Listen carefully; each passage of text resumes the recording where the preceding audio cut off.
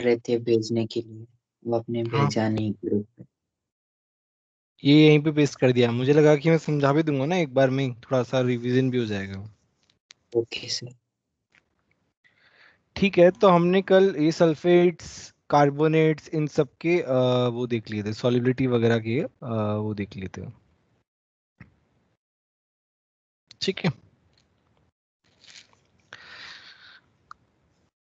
अच्छा, डेंसिटी में एक बार एक्सेप्शंस जो है ना, वो सारे इसमें कुछ एक्स्ट्रा एक्सेप्शंस भी हैं, तो वो भी मैं बता दूंगा। और ऑलरेडी हमने कुछ कुछ पढ़ लिए हैं, तो इसको तो अच्छे से तुमको याद करके जाना ही जाना है। मतलब इसमें कुछ भी नहीं छोड़ना है, ये एकदम अच्छे से रट्टा मार के जाना है कैसे भी करके।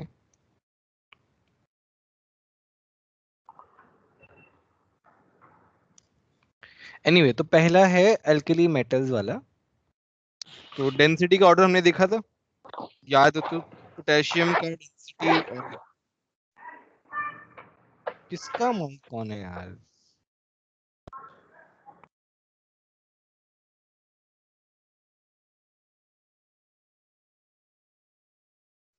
पोटेशियम का साइज हमने देखा था कि कम, सॉरी, डेंसिटी देखा था हमने, क्या हो जाता है, कम हो जाता है। ज्यादा होना चाहिए था, but it is lower than expected. Lithium जो है वो स्ट्रॉन्गेस्ट रिड्यूसिंग एजेंट है due to its highest hydration enthalpy. मतलब इसका रीजन जो है वो पता होना चाहिए। नेक्स्ट है, लिथियम नाइट्रेट को हीट करते हैं तो वो इस तरीके से टूटता है ऑक्साइड्स में, वेयर एज सोडियम नाइट्रेट जो है Na2 में टूटता है। लिथियम का साइज छोटा है, तो वो NO2 जैसे अनायन। ये शुभ्रनील कौन है यार? मैं हटा दूंगा यार तुमको, समझ में नहीं आता है तुमको कुछ। सर पता नहीं, मैं जितने एरो हटा रहा तो माइक ऑन हो रहा है। एनीवे, तो लिथियम कार्बोनेट्स, हाँ, एक और चीज जो हमने नहीं पढ़ी। लिथियम कार्बोनेट्स को हीट करते हैं तो वो टूट जाता है। हाँ, ये पढ़ा था हमने, लिथियम कार्बोनेट्स क्या हो जाते हैं, टूट जाते हैं। बाकी कार्बोनेट्स जो वो स्टेबल रहते हैं। नेक्स्ट है, lithium hydrogen carbonate does not exist in solid state. ये सॉल्यूशन फॉर्मेट में रहता है because of its high hydration enthalpy. ठीक है। Except lithium all other metal show photoelectric effect. Lithium नहीं करता क्योंकि उसका आयनाइजेशन एनर्जी ज्यादा होता है। ठीक है। ये थर्मल स्टेबिलिटी का ऑर्डर है। लिथियम हाइड्राइड मतलब छोटा, हाइड्रोजन क्या है, छोटा है, तो वो क्या होता है, ज्यादा स्ट्रांग रहता है बेसिकली, उनके बीच में अट्रैक्शन जो भी है। ठीक है। तो ये थर्मल स्टेबिलिटी का ऑर्डर हो गया। क्या, ये सिंपल है अभी तक। एल्कलाइन अर्थ मेटल में डेंसिटी का जो है वो इस तरीके से रहता है। बेरियम का सबसे ज्यादा, फिर स्ट्रोंशियम, फिर बेरिलियम जो है वो आ जाता है। बेरिलियम का डेंसिटी जो है वो ज्यादा हो जाता है कंपेरेटिवली, मतलब वो फर्स्ट से थर्ड पे जंप कर देता है। तो यहाँ पे एक एक्सेप्शन है, ऑल्दो इतना फेमस नहीं है ये, बट फिर भी नॉलेज के लिए बोल सकते हैं। नेक्स्ट है, beryllium and magnesium do not impart colour in characteristic flame because of high ionisation energy. ये हमने देख लिया था, और बाकी सबके कलर्स हमने देख लिए थे, कैल्शियम, स्ट्रोंशियम, बेरियम। अच्छा, ये वाला पॉइंट जो है, ये वाला पॉइंट नया है कि बेरिलियम नाइट्राइड जो है वो वोलेटाइल होता है। वोलेटाइल का मतलब वो उड़ आपको बताया। जाएगा, बताया था मैंने। Yes sir. बेरिलियम। अच्छा, और बाकी नाइट्राइड्स जो हैं वोलेटाइल नहीं होते हैं। अच्छा, ये वाला नहीं बताया। ठीक है। Solubility of fluorides. Beryllium fluoride की सॉलिबिलिटी सबसे ज्यादा होती है। उसके बाद में, मतलब यहाँ पे ये सबसे हाईएस्ट क्यों हुआ, जैसे याद है लिथियम पहले आता था उस एल्कली मेटल में, लिथियम का सबसे ज्यादा आता था because of its high hydration enthalpy. ये किस लिए होता है, हाई हाइड्रेशन एंथैल्पी। बाकी जो है मेरा आयनिक कैरेक्टर पे डिपेंडेंट है। ये जो है ना, बाकी सब मेरा किस पे डिपेंडेंट है, आयनिक कैरेक्टर पे। ठीक है। ये हमने कल ही पढ़ा कि BeCl2 सॉलिड फेज में पॉलीमर फॉर्म में रहता है। हाँ, हाइब्रिडाइजेशन हमने नहीं देखा था। वेरी गुड, हाइब्रिडाइजेशन हमने नहीं देखा। देखो यहाँ देखो, sp3 हाइब्रिडाइजेशन है, बहुत important point, very very important point.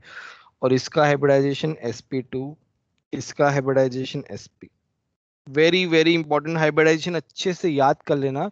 देखो ये मैंने हाईलाइट भी करवाया है, बहुत ही ज्यादा इंपॉर्टेंट है ये वाला पॉइंट, इसके ऊपर क्वेश्चन आने के बहुत ज्यादा चांसेस हैं।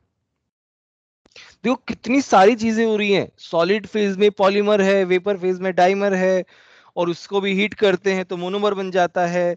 पॉलीमेरिक फॉर्म में sp3 है, वेपर फेज में sp2 है, मोनोमर में sp है। So many things are there in one concept, in one information, है ना?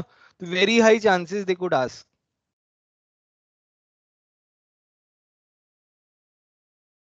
ठीक है, चलो इसमें शॉर्ट पॉइंट्स में बता दिया। एक पॉटलेट सीमेंट जो है बाद में पढ़ोगे तुम कैल्शियम के कंपाउंड्स में, इसका जो कॉम्पोजिशन है ना वो इंपॉर्टेंट है। अब तुम लोग बोलोगे सर हमें कैसे याद रहेगा, अब वो तो याद करना ही पड़ेगा, मतलब इसमें बस इतना ध्यान रखना है, ऑर्डर याद कर लेना, बाकी तो खैर इतना कुछ नहीं है। कि कैल्शियम ऑक्साइड जो है वो तो सभी को पता होगा, सीमेंट में सबसे ज्यादा होता है। सिलिका, एल्यूमिनियम, कैल्शियम ऑक्साइड और सिलिका ज्यादा होते हैं, और उसमें भी कैल्शियम ऑक्साइड ज्यादा होता है, सिलिका थोड़ा कम होता है। फिर Al2O3 है, इन सब का तो शायद पूछेगा भी नहीं बाकी तीन का, सर बट फिर भी पोर्टलैंड सीमेंट मतलब वो क्या होता है? मतलब सीमेंट का ही टाइप होता है ना। मतलब डिफरेंस क्या है इसमें? मतलब अलग कुछ अलग का सीमेंट है सर? मतलब हम जो यूज कर नॉर्मल जो यूज करते हैं तुम्हारा सीमेंट, कुछ अलग नहीं है, बस उसको नाम उसका थोड़ा सा और टेक्निकल फॉर्म में रहता है, नाम उसका उस तरीके से लिखा हुआ है, बाकी इतना कुछ खास वो नहीं है।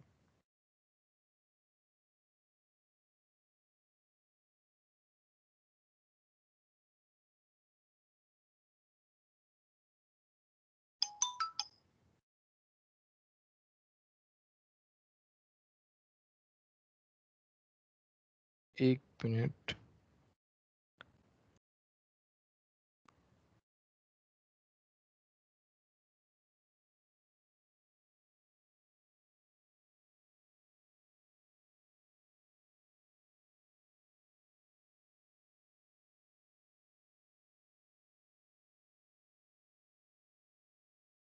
ठीक है। नेक्स्ट है तुम्हारा सॉलिबिलिटीज। देखो सॉलिबिलिटीज के लिए मैंने अलग से सेक्शन बना रखा है। देखो यहाँ पे जो तुम्हारा एल्कली मेटल्स है उनके कार्बोनेट्स की जो सॉलिबिलिटी है वो आयनिक कैरेक्टर पे डिपेंड करती है। अच्छा एक और चीज, एक छोटा सा पॉइंट बता रहा हूँ मैं, मैंने वैसे बताया भी है कि सॉलिबिलिटी जो है वो दो फैक्टर पे डिपेंडेंट होती है। किस पे? लिथि lattice energy plus lattice hydration energy energy. और हाइड्रेशन एनर्जी। ये किसके बराबर होता है? सॉल्यूशन। डेल्टा या सॉल्यूशन जितना ज्यादा नेगेटिव होता है सॉलिबिलिटी उतनी ज्यादा होती है, तो दोनों फैक्टर पे डिपेंडेंट होती है। ठीक है, और हम थोड़ा सा अगर और भी ज्यादा इसके बारे में बोलें कि तुम्हारा सॉलिबिलिटी जो है, अगर तुम्हारा मान लो हाइड्रेशन एंथैल्पी कांस्टेंट है तो वो इनवर्सली प्रोपोर्शनल होगी लिथियम लिथियम बोल रहा हूँ, लैटिस एंथैल्पी पे। और मान लो तुम्हारा हाइड्रेशन एंथैल्पी पे डिपेंडेंट है तो वो डायरेक्टली प्रोपोर्शनल होगी, है ना? ये छोटे से पॉइंट्स जो है ना ये तुम्हें ध्यान रखना है इसके ऊपर। अच्छा, एल्कली मेटल्स के लिए वो इंक्रीजिंग है, एल्कलाइन अर्थ मेटल्स के लिए वो डिक्रीजिंग है। एल्कलाइन अर्थ मेटल्स के लिए वो डिक्रीजिंग है। यहाँ पे जनरली एल्कली मेटल में तुम्हारा ज्यादातर जो पॉइंट काम आएगा वो आयनिक कैरेक्टर वाला पॉइंट काम आएगा। इस हिसाब से थोड़ा सा याद कर सकते हो तुम कि एल्कली मेटल्स के लिए ज्यादातर, तुम देखो ये क्या कर रहा है? इंक्रीज कर रहा है, सल्फेट्स भी इंक्रीज कर रहा है, हाइड्रोक्साइड भी इंक्रीज कर रहा है, क्लोराइड्स का तो अलग है खैर। ठीक है, तो ये सब क्या हो रहे हैं? इंक्रीज कर रहे हैं, सबके सब आयनिक कैरेक्टर है। तो एल्कली मेटल का जनरली क्या होता है? आयनिक कैरेक्टर वाला होता है। अच्छा यहाँ पे क्या है? यहाँ पे कार्बोनेट्स और सल्फेट्स जो है वो डिक्रीज कर रहे हैं, और हाइड्रोक्साइड्स जो है वो इंक्रीज कर रहा है। ये कल ही पढ़ा है हमने तीनों के तीनों पॉइंट। ठीक है, तो इस पे हम बहुत ज्यादा फोकस नहीं करने वाले। ये देखो यहाँ पे क्या डायरेक्ट कंपैरिजन दिखता है, so that you don't get confused. What if they ask solubility of carbonates of alkali metals, तो वहां पे तुम डिक्रीज नहीं करना. मतलब ये कंपैरिजन मैंने इसलिए बनाया है अलग से, ताकि तुम्हें कोई कंफ्यूजन ना हो. ठीक है, तो ये सेक्शन जो है, ये सेक्शन बहुत ही ज्यादा इंपॉर्टेंट है, ऊपर वाले सेक्शन से भी ज्यादा इंपॉर्टेंट है. इसमें एक क्वेश्चन 100% आ जाएगा तुम्हारे टेस्ट में, AITS में. पिछली बार भी आया था, 2 क्वेश्चन आए थे पिछली बार तो. हाँ, अब ये थोड़े नए हैं, इनके बारे में देख लेते हैं. क्लोराइड्स. हाँ, जैसे तुम्हारा क्या होता है, क्लोराइड्स का थोड़ा सा अलग केस होता है. इसमें इसमें पहले डिक्रीज करता है और फिर इंक्रीज करता है. मतलब यहाँ पे मेरे पास क्या आ गया, LiCl, NaCl, KCl, RbCl, और यहाँ पे क्या है, CaCl. ऐसे रहता है. KCl तक वो डिक्रीज करता है और फिर वो इंक्रीज करता है. बेसिकली ये थोड़ा सा डिफरेंट है ना. ये सबसे अलग है इसका, क्लोराइड्स का सॉलिबिलिटी KCl तक. रीजन क्या है? इसका रीजन ये होता है कि size of K plus and Cl minus जो रहती है, कंपेरेबल रहती है. और कंपेरेबल रहती है तो लैटिस एंथैल्पी इनका क्या हो जाता है, काफी ज्यादा हो जाता है, जिसकी वजह से सॉलिबिलिटी जो है कम हो जाती है. ठीक है, ये इस तरीके से रहता है. अच्छा, इसके अल्कलाइन अर्थ मेटल्स के जो नाइट्रेट्स हैं, उनका क्या होता है, डिक्रीजिंग होता है. और इसमें भी सिमिलर लॉजिक जो सल्फेट्स एंड कार्बोनेट्स के लिए. देखो ये भी बड़े बड़े अनायन है, और ये वाला क्या है, बड़ा अनायन है. तुम्हें क्या ध्यान रखना है, चलो इसमें अपन एक और शॉर्ट नोट्स में भी शॉर्ट नोट्स बना लेते हैं. अल्कलाइन अर्थ मेटल में क्या है, SO4 2 minus, CO3 2 minus, NO3 minus. इनका क्या रहता है, सेम बिहेवियर रहता है. ठीक है, ये थोड़ा ध्यान रख लेना एक साथ, क्योंकि ये बड़े अनायन होते हैं. बड़े अनायन से थोड़ा सा अपने आप को वो ध्यान रखना है इसको. ठीक है, सबको समझ में आया, बोलो. तो ये एक तरीके से एस ब्लॉक के एक्सेप्शंस एक साथ अपने पेपर पे लिख लेना और दीवार पे चिपका लेना, आज ही चिपका लेना, है ना. 2-3 दिन तक याद करोगे तब जाके अच्छे से याद रहेगा ना, एक बार में याद नहीं होगा. 2-3 दिन तक अच्छे से याद करोगे, डेली याद करोगे, तब अच्छे से याद होगा. तो ये आप आज ही लिख लेना अपनी नोटबुक में और दीवार पे चिपका लेना. क्लियर है सभी को? किसी को कुछ पूछना है तो पूछो.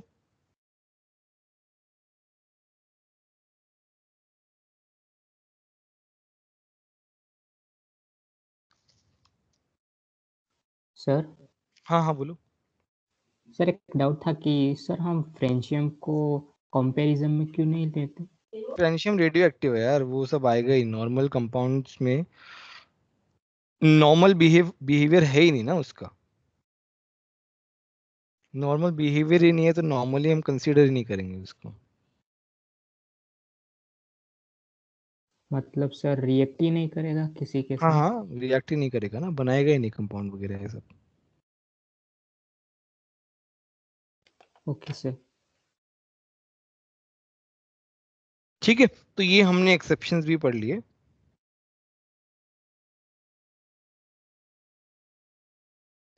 मैंने कॉम्प्लेक्सेस के बारे में बताया था क्या, कॉम्प्लेक्सेस किस तरीके से, हाँ बताया था बताया था. ठीक है, अभी क्या एनॉर्मलस बिहेवियर रह गया बेरिलियम का.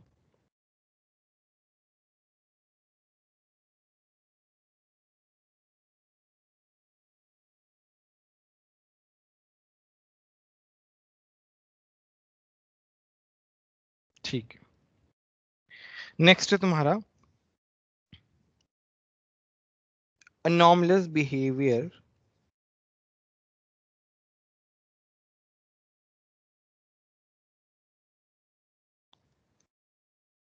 Of beryllium. ठीक है, इसका नॉर्मलेस बिहेवियर देखते हैं क्या क्या होता है। रीजंस तो जो है हमें पता ही है कि क्या क्या रीजन है इसके लिए।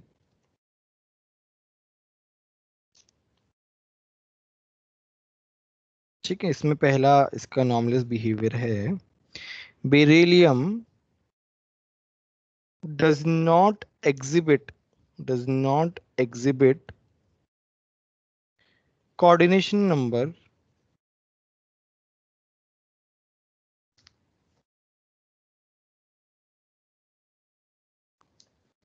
coordination number more than 4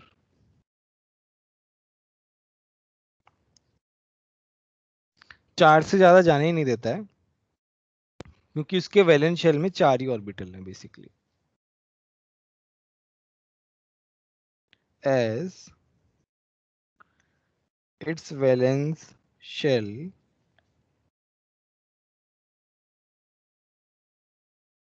has 4 orbitals only। ठीक है, एक तो ये हो गया।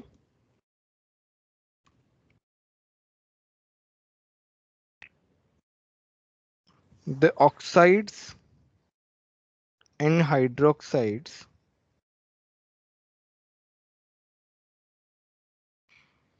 of beryllium are amphoteric in nature. ये तो हमने देख ही लिया है, बाकी सबके एम्फोटेरिक नहीं होते हैं, इसके एम्फोटेरिक होते हैं। ठीक है, तो ये हमारा क्या हो गया, एनॉमलस बिहेवियर हो गया।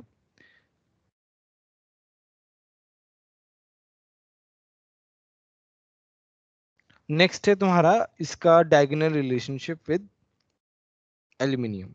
एल्यूमिनियम के साथ डायगोनल रिलेशनशिप कैसा है?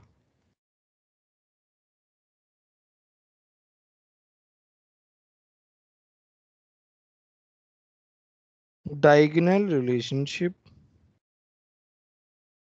Between beryllium and aluminium. ठीक है, उसके बीच में डायगोनल रिलेशनशिप देखते हैं।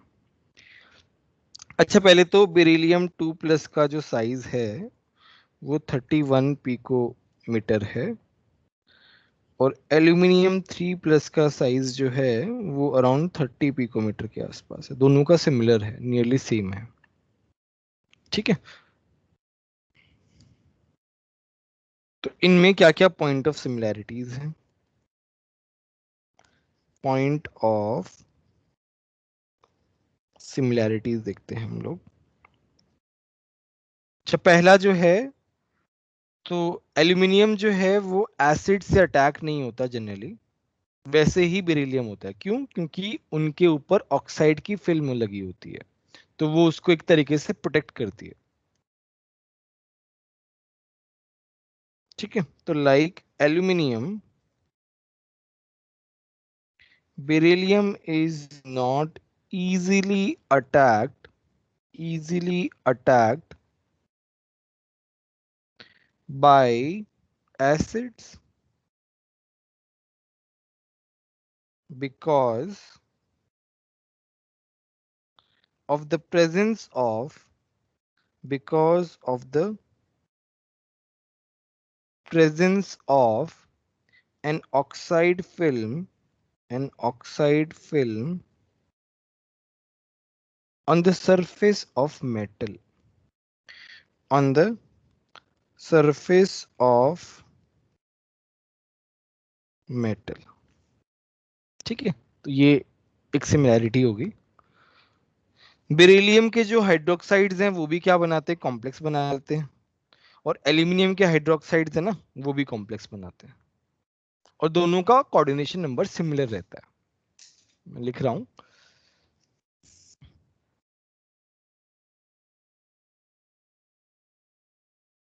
Beryllium hydroxide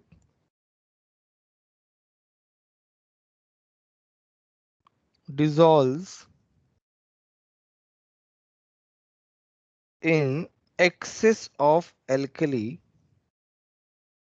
in excess of alkali to give beryllate ions, जैसे तुम्हारा होता है ये वाला beryllate ions, just as aluminum hydroxide, just as aluminum hydroxide gives aluminate ions, aluminate ions.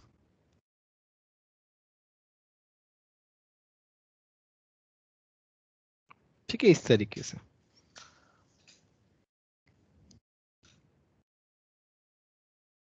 अच्छा, बेरिलियम के जो क्लोराइड्स होते हैं वो ब्रिज बॉन्ड्स बनाते हैं, वैसे ही एल्यूमिनियम के भी ब्रिज बॉन्ड्स बनाते हैं। एल्यूमिनियम का हमने देखा है ना, ये नहीं देखा? देखा था सर बॉन्डिंग में। केमिकल बॉन्डिंग में देखा था ना। Al2Cl6 याद हो तो, डाइमर होता है उसका। Yes sir. Yes sir. Yes sir. ठीक है।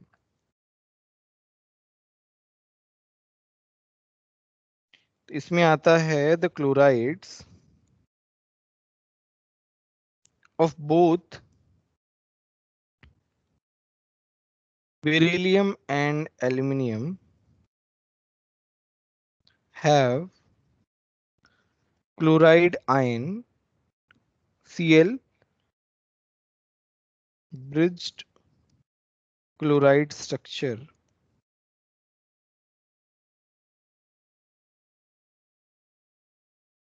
in vapor phase.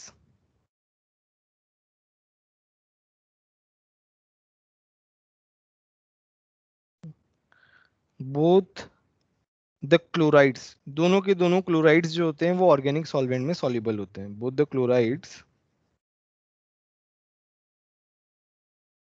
Are soluble in organic solvent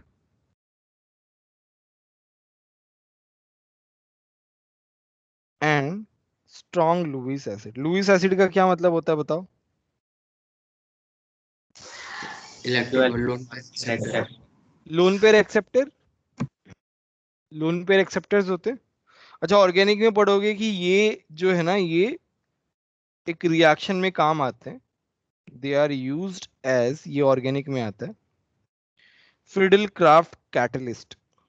बहुत ही फेमस रिएक्शन है ऑर्गेनिक में जो तुम पढ़ोगे, और हर चैप्टर में फिडल क्राफ्ट रिएक्शन आता है, तो उसमें ये यूज होते हैं।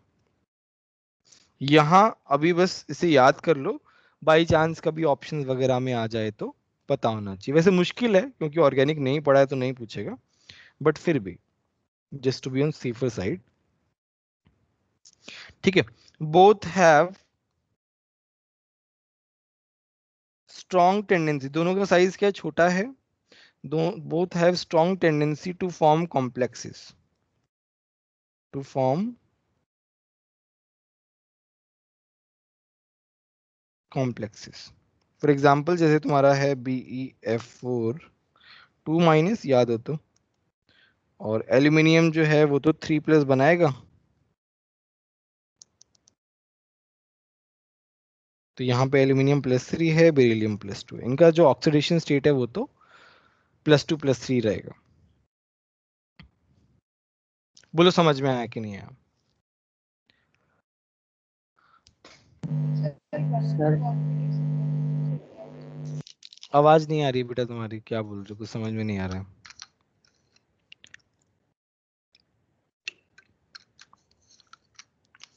फिर से पूछो। बनाना बॉन्डिंग का क्या?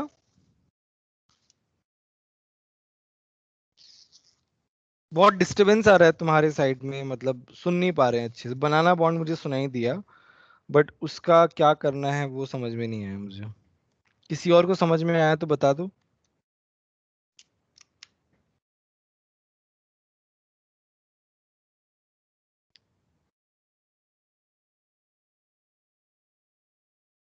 ठीक है, तो ये हमारी क्या होगी? सर हाँ हाँ बोलो। सर लास्ट सेकंड पॉइंट एक बार फिर से रिपीट कर सकते? तो इनके जो क्लोराइड्स होते हैं, मतलब देखा हमने कि BeCl2 जो है वो क्या बना, डाइमर बनाता है, ब्रिज बॉन्ड बनाता है। वैसे ही Al2Cl6 भी ब्रिज बॉन्ड बनाता है। मैं Al2Cl6 का स्ट्रक्चर बना देता हूँ, तुम भूल गए होंगे, काफी टाइम हो गया वैसे भी। तो Al2Cl6, तो ये कैसे बनाता है, AlClClAl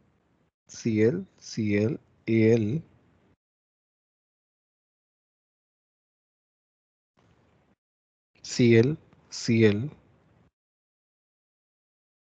जैसे इन तीनों से नॉर्मल बॉन्ड बना लिया, इन तीनों से नॉर्मल बॉन्ड बना लिया, बट इसने क्या किया, इसको ये दे दिया इस तरीके से। तो ये क्या बनाता है, ये ब्रिज बॉन्ड बनाता है Cl। बेरिलियम का तो देख ही लिया, एल्यूमिनियम का भी देख लिया दोबारा।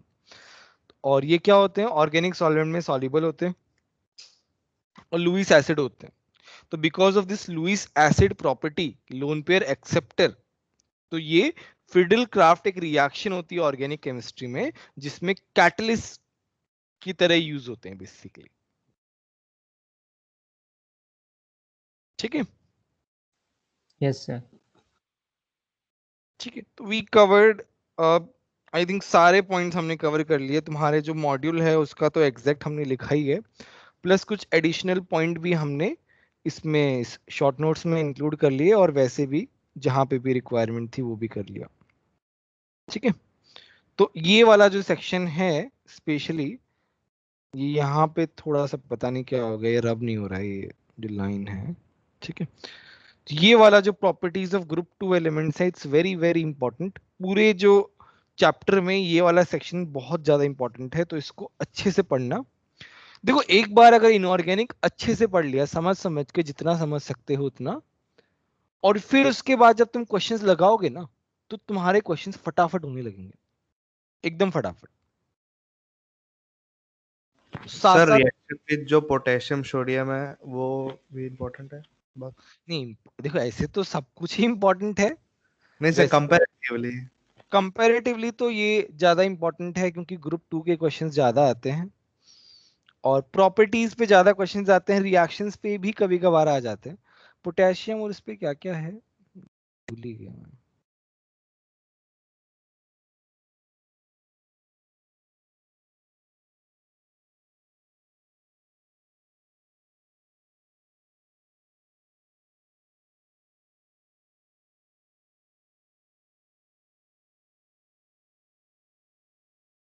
जैसे लेब्लैंक प्रोसेस है, सोलवे अमोनिया सोडा प्रोसेस, मैंने 4 स्टार लिखाए हैं, वो बहुत ज्यादा इंपॉर्टेंट है।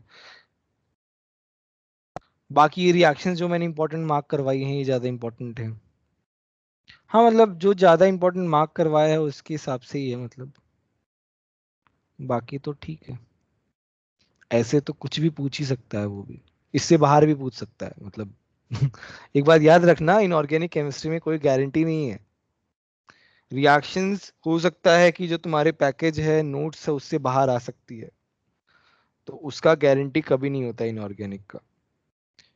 वैसे तो एनसीईआरटी और तुम्हारा पैकेज जो है, it is more than sufficient, but इससे बाहर भी क्वेश्चन तुम एक्सपेक्ट कर सकते हो, मैं पहले बता रहा हूँ, क्योंकि पूरी इनऑर्गेनिक सारे के सारे रिएक्शंस करा पाना इम्पॉसिबल है।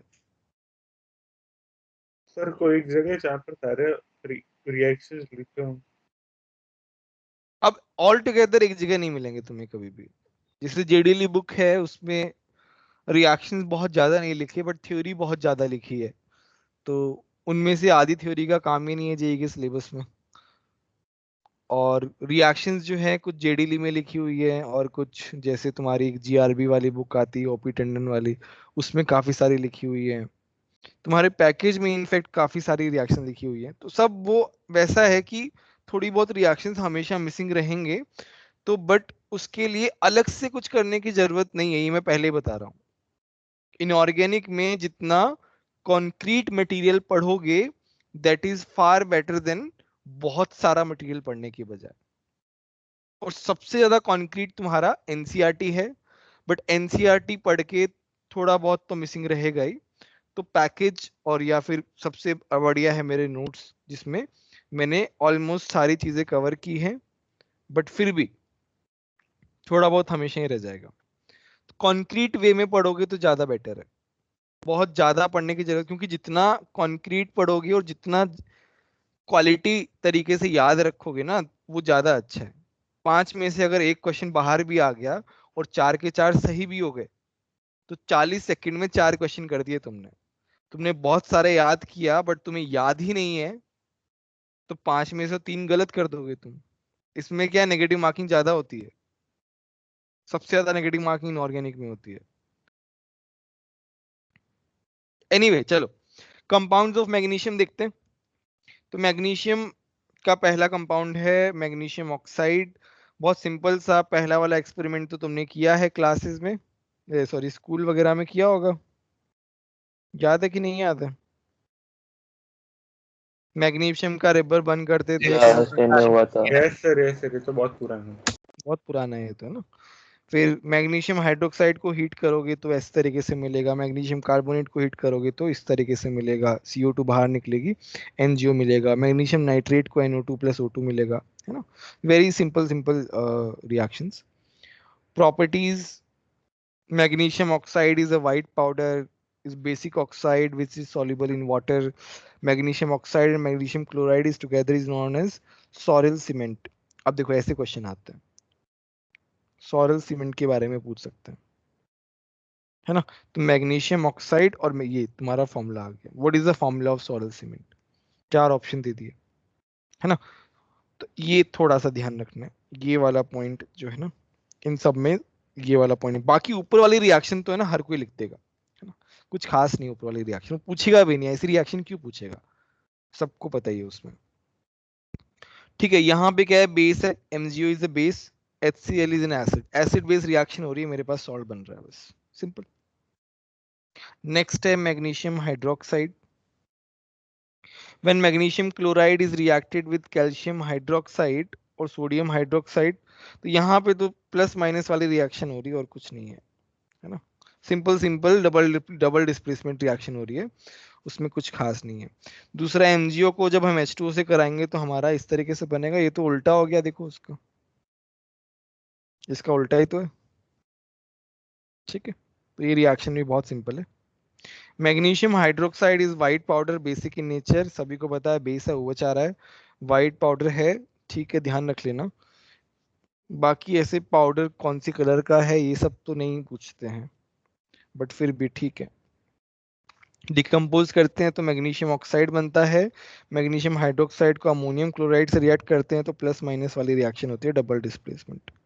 दोनों की दोनों क्या है, सॉल्ट है, और दोनों की दोनों आपस में डबल डिस्प्लेसमेंट रिएक्शन कर लेते हैं। नेक्स्ट है मैग्नीशियम हाइड्रोक्साइड।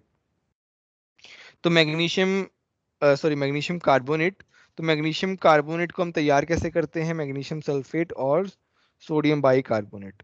अब देखो ये अब ये रिएक्शन थोड़ी सी अलग है, अलग किस लिए है, क्योंकि इसमें सोडियम बाइकार्बोनेट आ रहा है, इसीलिए।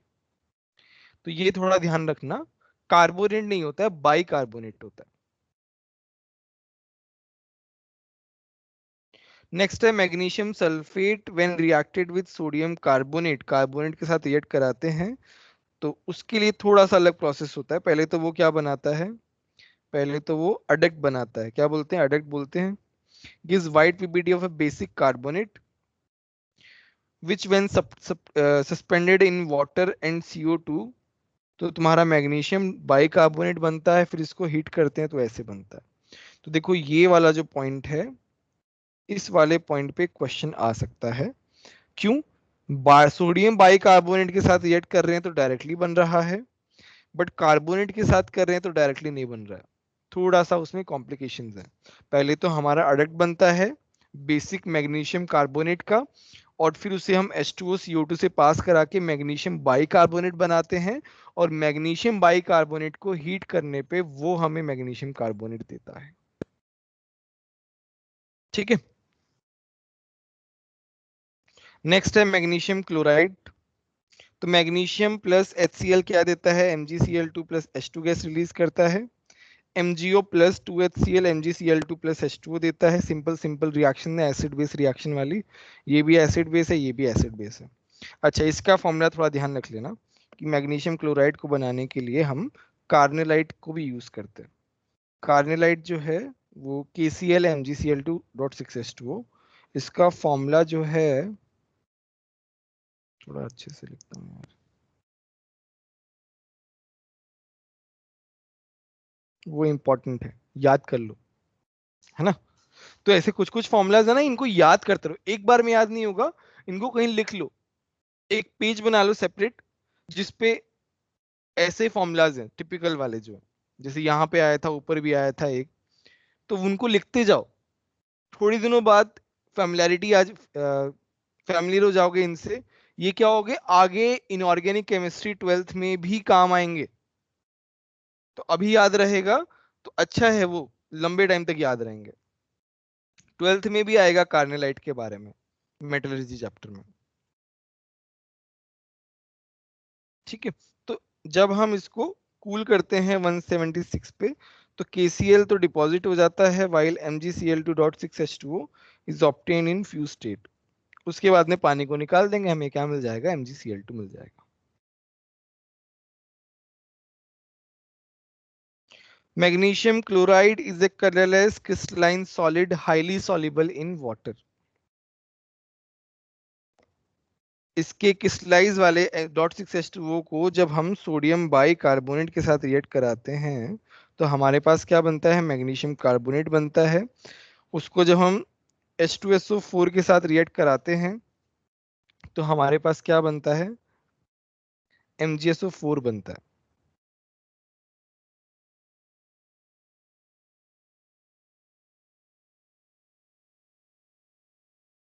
ठीक है, तो ये हमारा एक तरीके से मैग्नीशियम डाइक्लोराइड के बारे में इंफॉर्मेशन हो गई।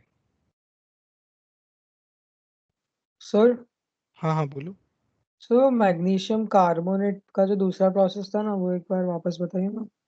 वो कार्बन डाइऑक्साइड में क्या किया था? एक मिनट,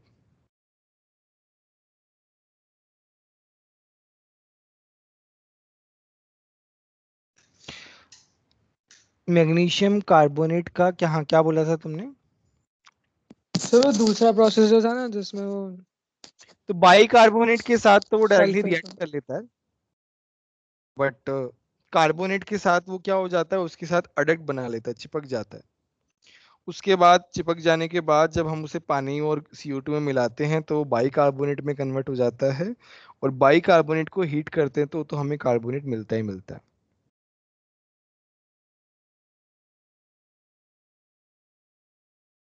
ठीक है, यस सर। नेक्स्ट है मैग्नीशियम सल्फेट। तो मैग्नीशियम सल्फेट का तो खैर सिंपल सा प्रोसेस है, MgCO3 है प्लस H2SO4 है, क्या बनेगा, MgSO4 plus H2O plus CO2। अच्छा, डोलोमाइट को जब H2SO4 से रिएक्ट कराओगे, डोलोमाइट जो है एक तरीके से और है जो किसमें पढ़ोगे, मेटलर्जी में पढ़ोगे। इसका फॉर्मूला इंपॉर्टेंट है इस चैप्टर के लिए तो ठीक है, बट इन जनरल बहुत इंपॉर्टेंट है। तो इसको जब हम H2SO4 के साथ रिएक्ट कराते हैं तो हमें MgSO4 भी मिलता है, CaSO4 भी मिलता है, CO2 और H2O तो ठीक है। खैर कलरलेस क्रिस्टलाइन कंपाउंड है, सॉल्युबल इन वाटर है, आयनिक कंपाउंड है तो सॉल्युबल होगा ही होगा। It forms double salt with alkali metal K2SO4.MgSO4, ठीक है, इतना इंपॉर्टेंट नहीं है, कुछ खास नहीं है, ये थोड़ा देख लेना। लास्ट वाला जो पॉइंट है, मैग्नीशियम सल्फेट .7H2O में एग्जिस्ट करता है और हीट करने पे मोनोहाइड्रेट बनाता है, फिर हीट करने पे मैग्नीशियम सल्फेट, फिर हीट करने पे इस तरीके से MgO plus SO2 plus O2। तो मैग्नीशियम वाला जो पार्ट है वो सिंपल सा पार्ट है, बहुत ज्यादा कुछ खास नहीं है उसमें, है ना। एक बार देख लेना इसको। कंपाउंड ज्यादा जो है एल्कली मेटल के जो कंपाउंड्स हैं वो ज्यादा इंपॉर्टेंट हैं। अब कैल्शियम के जो कंपाउंड्स हैं वो ज्यादा इंपॉर्टेंट है, मैग्नीशियम का ठीक है, ओके ओके। कैल्शियम के बारे में पढ़े, बोलो। Yes sir. ठीक है, पहला कंपाउंड है compound of calcium, calcium oxide.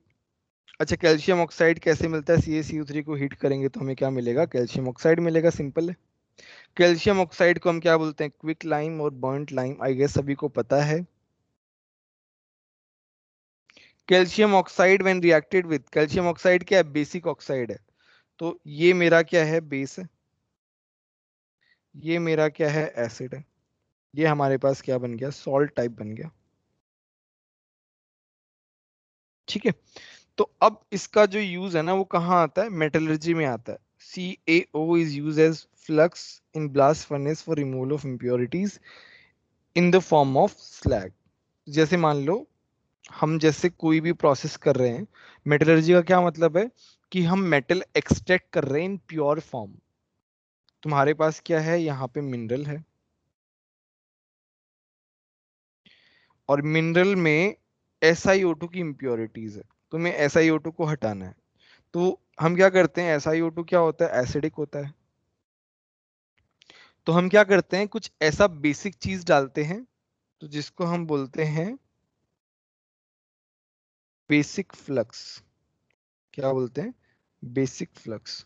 तो वो इम्प्योरिटीज इसके साथ रिएक्ट करके क्या बना लेती है? सॉल्ट बना लेती है, और वो नीचे जमा हो जाता है और स्लैग फॉर्म में निकल जाता है। इसको हम क्या बोलते हैं? स्लैग। स्लैग मतलब गंदगी एक तरीके से, जो हमको नहीं चाहिए, नीचे आ जाता है और उसको हम निकाल देते हैं। तो कैल्शियम ऑक्साइड कहाँ काम आता है? फ्लक्स बनाने के काम आता है, इन प्योरीफाइंग मेटल या एक्सट्रैक्टिंग मेटल। प्योरीफाइंग तो is the wrong word. In extracting metal, metallurgy में पढ़ोगे इसको। ठीक है, नेक्स्ट है when water is added to lime a hissing sound is produced। hissing sound जो है प्रोड्यूस होती है along with clouds of steam, क्योंकि तुम्हारा एक लाइम फॉर्म होता है। ठीक है, the paste of lime in water is called milk of lime। the paste of lime in water is called milk। Paste बनाते हैं तो उसे हम क्या बोलते हैं? मिल्क ऑफ लाइम बोलते हैं। अब जो ऐसी छोटी छोटी चीजें हैं ना, कभी कभार इन पे भी क्वेश्चन आ जाता है। आजकल क्या है ना, ये जो शिफ्ट्स में होने लग गए ना, तब इनमें क्या है ना, कभी कभार वो छोटे छोटे क्वेश्चन दे देते हैं, ऐसे जो एनसीईआरटी में डायरेक्टली लिखे हुए होते हैं, उसी को उठा के पूछ लेते हैं।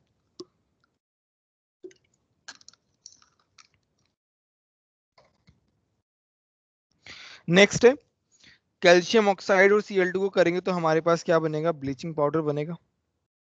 वैसे तो ये मिक्सचर होता है इसका। मुझे एक बात बताओ, CaOCl2 में क्या खास बात है?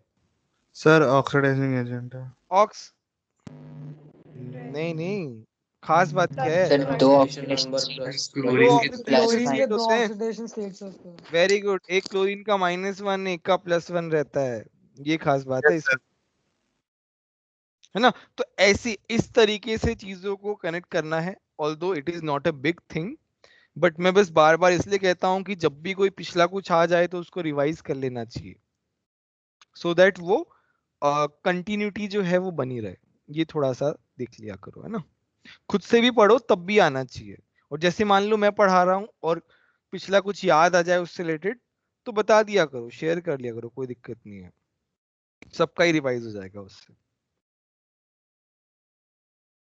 उसके बाद calcium oxide, sulphur oxide. Calcium oxide basic है, सल्फर ऑक्साइड एसिडिक है, सॉल्ट बना दिया। HCl के साथ रिएक्ट करके सॉल्ट बना दिया, कार्बन के साथ कार्बाइड बना दिया, इस तरीके से। ठीक है, कार्बाइड हमने देखा था, क्या देखा था? कि जब हम इसका हाइड्रोलिसिस करते हैं तो क्या क्या होता है? सर वो ऑर्गेनिक कंपाउंड। अरे वो तो ठीक है, कौन सा ऑर्गेनिक कंपाउंड बनता है? Sir propyne, sorry fine gas निकलती है, या एसिटाइलिन बोलते हैं हम इसको।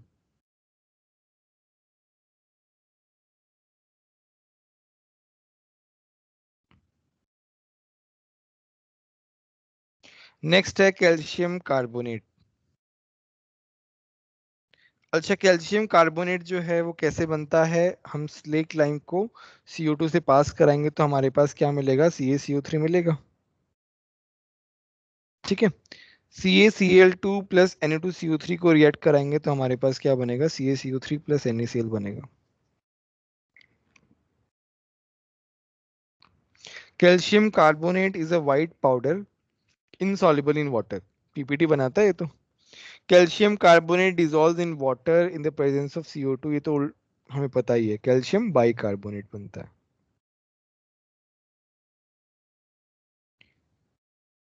नेक्स्ट है कैल्शियम क्लोराइड CaCl2 के बारे में। तो CaCl2 जो है वो कैसे बनता है, कैल्शियम ऑक्साइड प्लस HCl करेंगे तो CaCl2 बन जाएगा।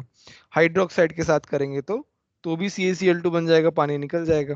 कार्बोनेट के साथ करेंगे तब भी CaCl2 बन जाएगा, H2 प्लस CO2 निकल जाएगा। ठीक है, क्रिस्टलाइजेशन भी हम कर सकते हैं। ठीक है, calcium chloride is a colorless deliquescent crystalline substance which is soluble in water as well as in alcohol। Ionic compound है, वाटर में soluble होगा ही होगा। crystals of calcium chloride when strongly heated gives off water of crystallization। obvious सी बात है। अब तुम्हारा आता है इंपॉर्टेंट पार्ट। कुछ खास नहीं है, तुमने 10th क्लास में ही पढ़ा है ना, कुछ खास नहीं है, बस इसके ऊपर यस क्वेश्चन सर। आने की चांसेस रहते हैं। Plaster of Paris half H2O रहता है, कैसे बनता है, जिप्सम से बनता है। जिप्सम को हीट करते हैं 120 130, यस सर। तो इसका हर एक पॉइंट याद होना चाहिए।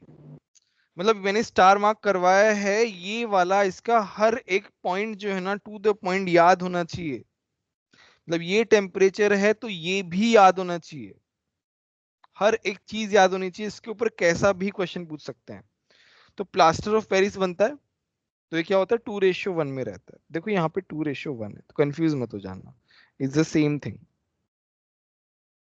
Ratio is same. It is white crystalline solid, is strongly soluble in water. It becomes anhydrous at about 200 degree centigrade. Anhydrous बन जाता है जिसको हम डेड बर्न प्लास्टर बोलते हैं। 200 डिग्री सेंटीग्रेड पे हीट करने के बाद ये एनहाइड्रस हो जाता है और इसको हम क्या बोलते हैं, डेड बर्न प्लास्टर। ये याद होना चाहिए अच्छे से। जिप्सम को 120 डिग्री पे करते हैं तो प्लास्टर ऑफ पेरिस बनता है, इसको अच्छे से याद कर लेना है।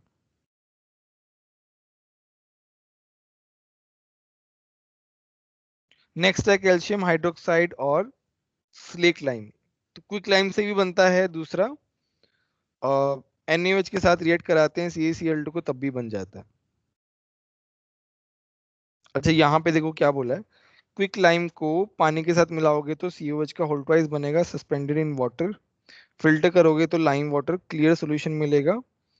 और सस्पेंडेड रखोगे तो क्या मिलेगा, मिल्क ऑफ लाइम मिलेगा। ये तो हमने ऊपर ही पढ़ा था, याद है कहाँ पे आया था, मिल्क ऑफ लाइम ये रहा। ठीक है, ये भी ध्यान रख लेना, ये अच्छा है ये वाला पॉइंट भी। हाँ, ये वाला पॉइंट जो है ना, ये वाला पॉइंट भी बहुत ज्यादा इंपॉर्टेंट है। लास्ट वाले पॉइंट बहुत इंपॉर्टेंट है। देखो 4 स्टार लगाएं, इसका मतलब समझ जाओ कि कितना इंपॉर्टेंट है। बाद में दोबारा आएगा, दोबारा कहाँ आएगा, ये P ब्लॉक में आएगा आई गेस। ठीक है। It gives CaCO3 and CaH का होल थ्राइस विद CO2। जब हम इसको CO2 के साथ रिएक्ट कराते हैं तो हमारा CaCO3 मिलता है विच इज मिल्की। ठीक है, जब हम उसको CO2 के साथ रिएक्ट कराते हैं काफी देर तक तो मिल्कीनेस डिसअपियर हो जाती है due to the formation of this. ये क्या होता है, सॉल्युबल होता है। वेरी वेरी इंपॉर्टेंट, मैं फिर से बता रहा हूं।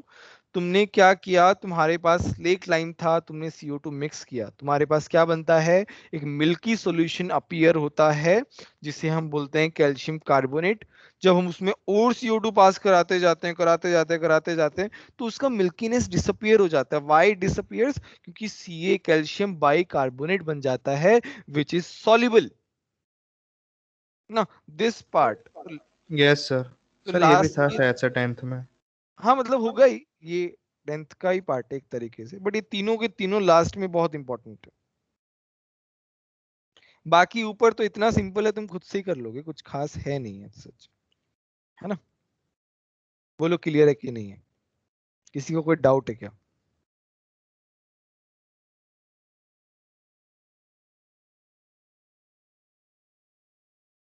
तुम्हारा चैप्टर इसी के साथ खत्म हो गया।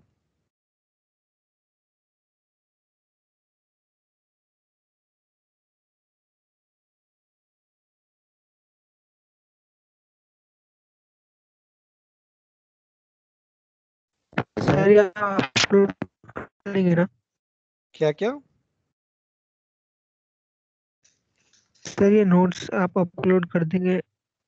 हाँ हाँ यार, मैं डेली अपलोड कर देता हूँ, उसका कुछ टेंशन थोड़ी ना है। अब हम थोड़ा सा प्रैक्टिस कर लेते हैं।